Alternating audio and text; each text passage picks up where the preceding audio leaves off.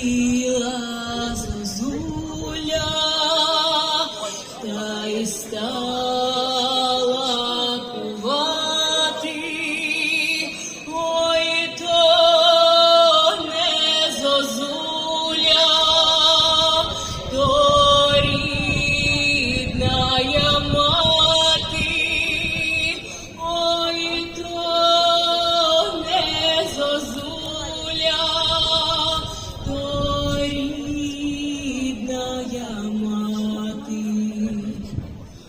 Ой, то не зозуля, то рідная мати. Вона прилетіла доню рятувати.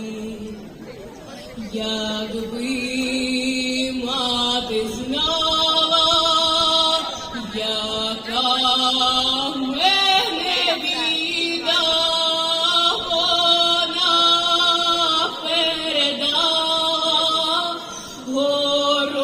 горобчиком хліба, вона передала горобчиком хліба, горобчиком хліба,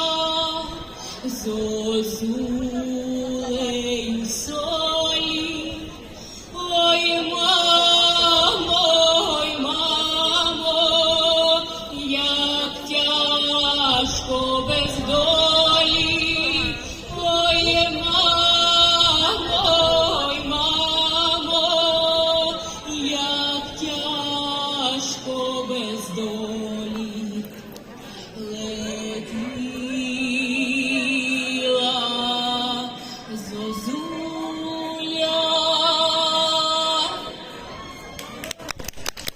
Дипломом нагороджується Бардалим Тетяна, солістка Манжелівського сільського будинку культури, за активну участь у відродженні, збереження, популяризація автентично-пісенного мистецтва, вірність національним традиціям та любов до рідного краю. Сподіваємося, Танечко, що ви станете нашою студенткою. Ми в це віримо, і що ви будете дарувати радість не тільки в цій землі Глобинщині, але й всій Полтавщині.